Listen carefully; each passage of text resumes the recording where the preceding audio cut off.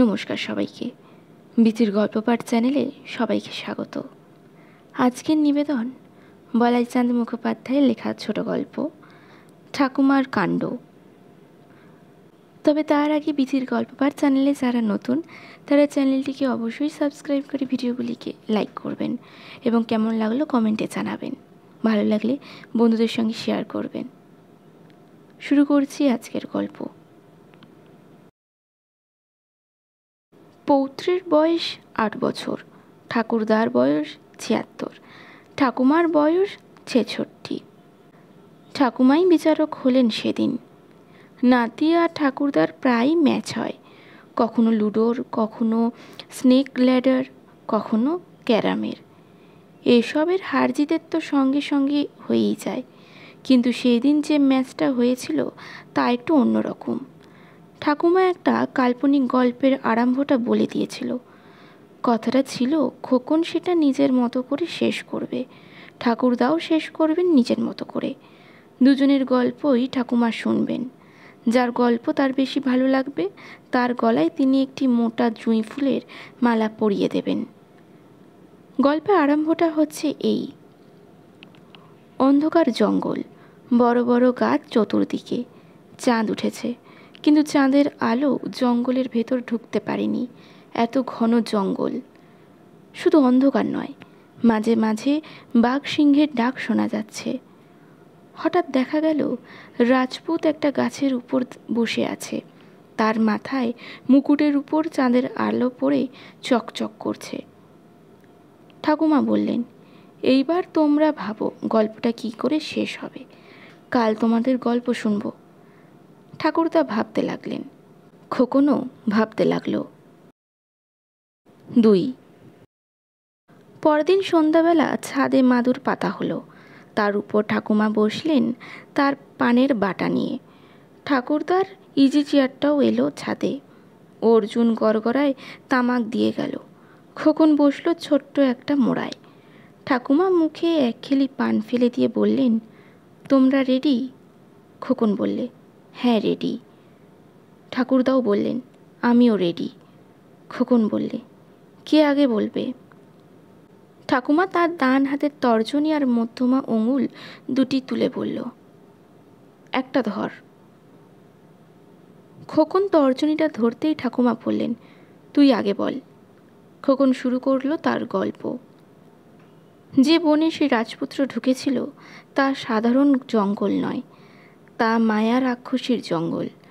জঙ্গলের কিছু দূর ঢুকেই অন্ধকার হয়ে গেল। তারপরই বাঘ সিংহ ডাকতে লাগলো।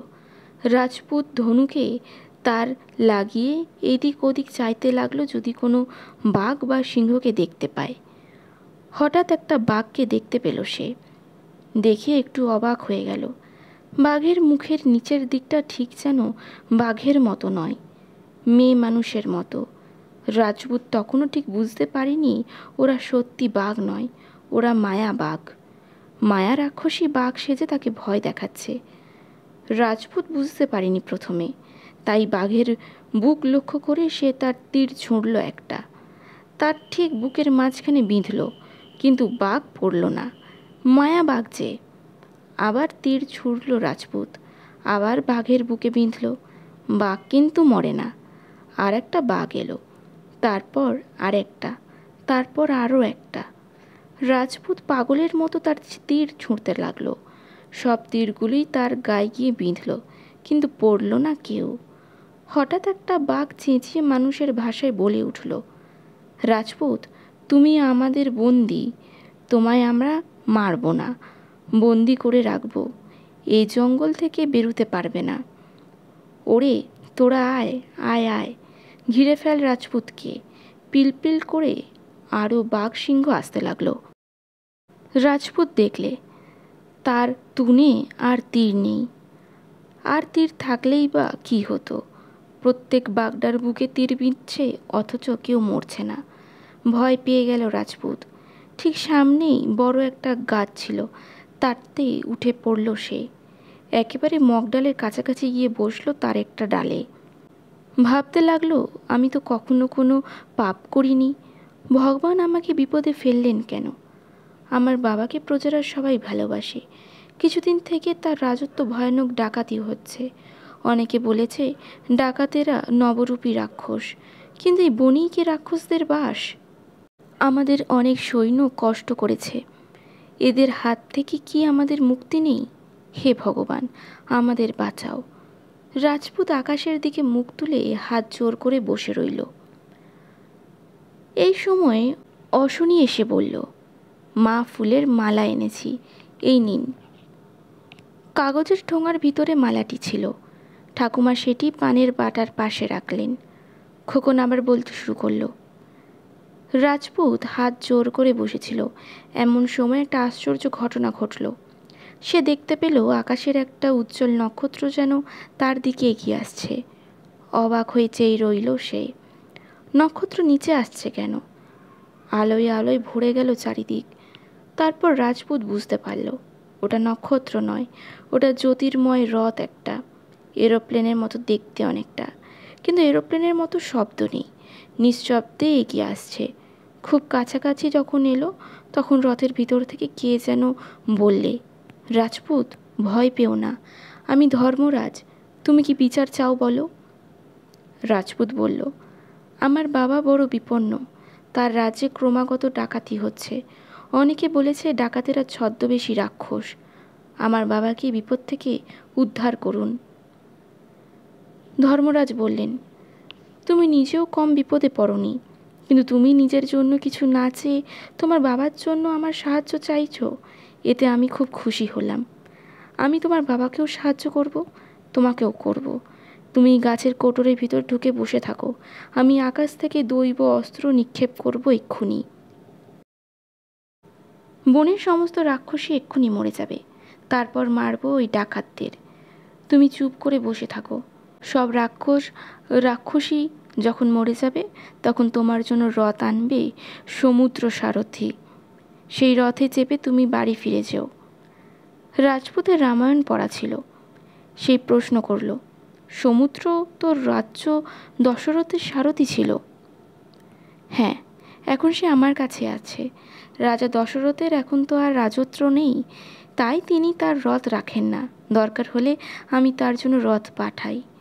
ধর্মরাজের রথ ক্রমশ সরে যেতে লাগলো, ক্রমশ দূরে দূরে আরও দূরে চলে যেতে লাগলো, মিলিয়ে গেল। তারপরে একটু পরেই দুমদাম শব্দ হতে লাগলো। আকাশ থেকে অস্ত্র পড়তে লাগলো রাক্ষসীদের উপর। আর সে কি হাউমাউ চিৎকার! রাজপুত্র কানে আঙুল দিয়ে বসে রইল। অনেকক্ষণ পরে থেমে গেল সব। তারপর সমস্ত আকাশ আলো করে রথ এলো। সমুদ্র এসে বললেন, রাজকুমার, বাড়ি চলুন। রাজপুত্র বাড়ি চলে গেল। ঠাকুমা আনন্দে গদগদ। বললেন, চমৎকার হয়েছে গল্পটা, এইবার তোমার গল্প বলো। ঠাকুরদা চোখ বুজে গড় করার মৃদু মৃদু টান নিচ্ছিলেন। কয়েক মিনিট তিনি কোনো কথাই বললেন না। তারপর লম্বা একটা টান দিয়ে বললেন, এইবার শোনো, আমার গল্পটা একটু অন্যরকম, শোনো। বলতে শুরু করলেন ঠাকুরদা।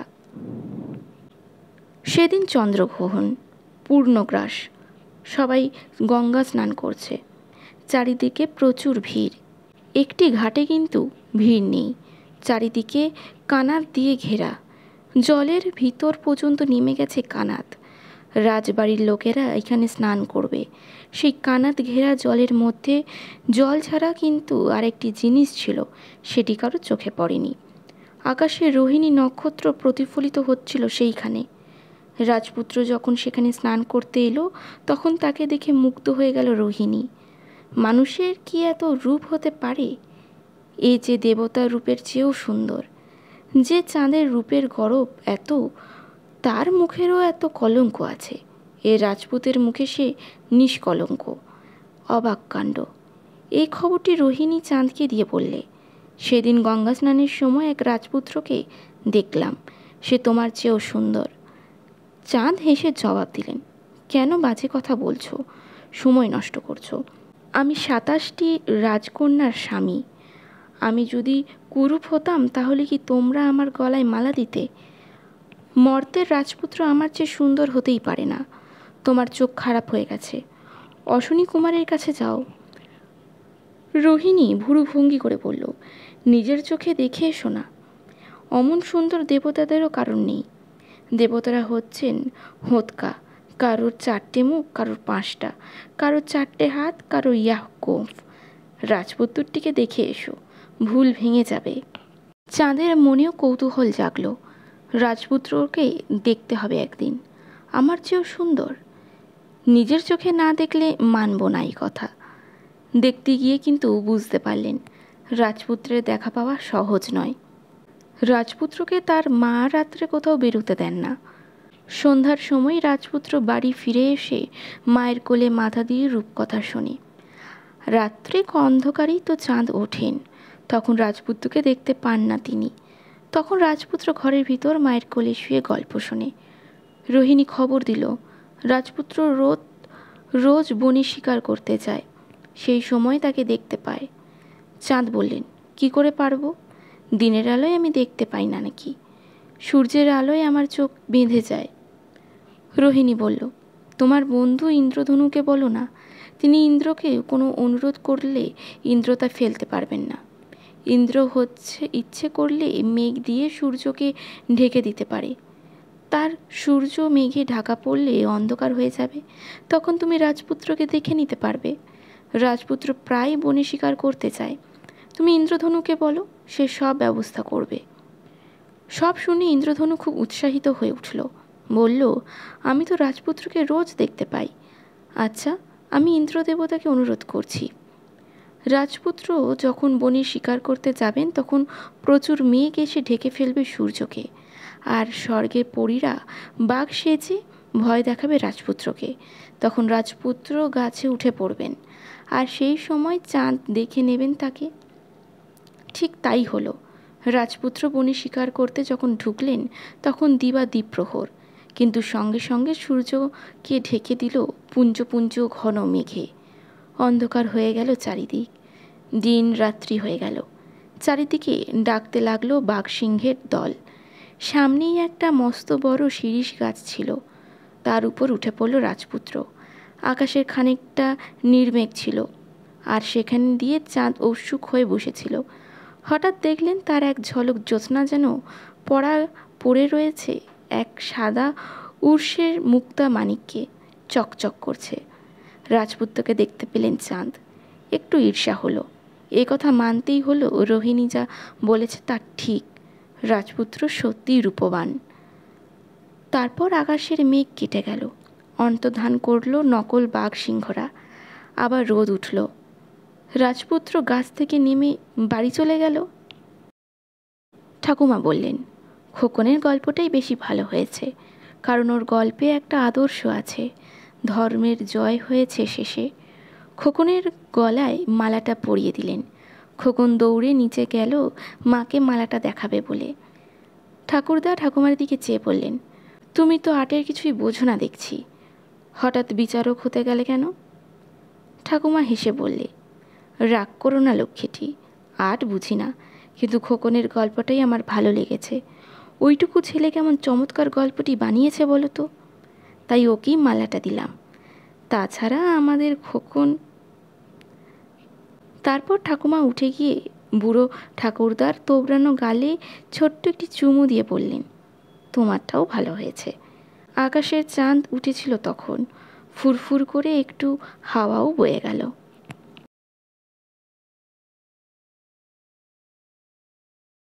আজকের গল্পটি কেমন লাগলো কমেন্টে অবশ্যই জানাবেন। ভালো লাগলে একটি লাইক করবেন, বন্ধুদের সঙ্গে শেয়ার করবেন এবং আমার চ্যানেলটিকে সাবস্ক্রাইব করবেন। নমস্কার।